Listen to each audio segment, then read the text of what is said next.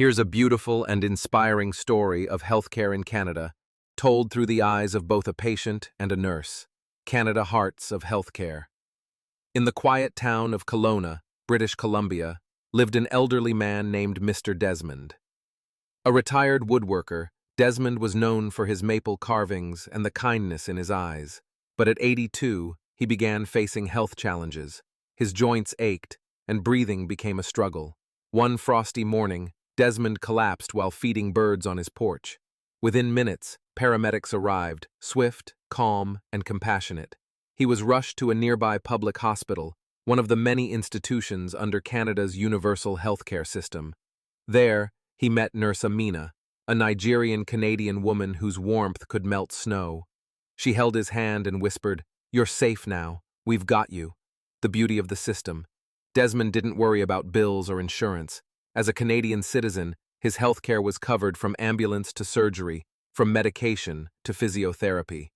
It wasn't perfect, but it was human. In the rehabilitation ward, he met a diverse care team, an Indian physiotherapist, a French-Canadian speech therapist, and a Cree elder who volunteered to provide cultural healing. Nurse Amina's life inside the hospital walls was far from quiet. Not just the young, Amina worked 12-hour shifts at St. Gabriel's Hospital in Kelowna. The staff was tight, the ER was always full, beds were limited. During the COVID and during that time, the healthcare workers have had some benefits that year. Regarding their paperwork in Canada, many days she skipped lunch just to help one more patient, comfort one more frightened family member, or translate medical terms for immigrants who didn't speak English. Every day, Amina checked on Desmond. She brought him books, joked with him, sometimes even brought homemade soup. In her, Desmond found not just a nurse, but a granddaughter in spirit. Though Canada's healthcare system was built on equality and compassion, it was under strain, not from greed, but from growth. An aging population, staff shortages, and funding challenges stretched everyone thin. An unexpected turn. One snowy evening, Amina received an emergency call. A young girl had been in a car accident, unconscious, bleeding, with no family by her side. As the doctors worked on her, Amina recognized something familiar in the girl's face. Amina's heart raced. She called Desmond immediately.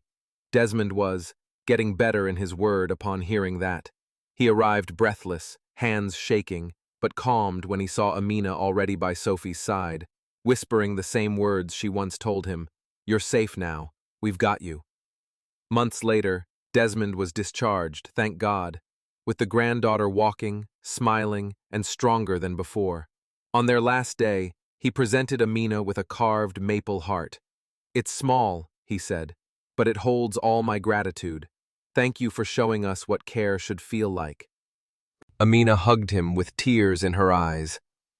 "You're the reason I do this, the legacy of care." Desmond's story was featured in a local paper as a celebration of Canada's commitment to health for all, not just the rich. While Desmond and granddaughter returned to their home, lovingly polishing their maple carvings and watching birds each morning, not just the lucky. A system not without flaws, but filled with people who show up every day with hearts bigger than the mountains. That's healthcare in Canada.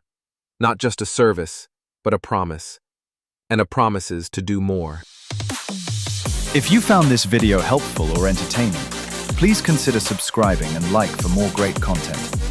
Thank you.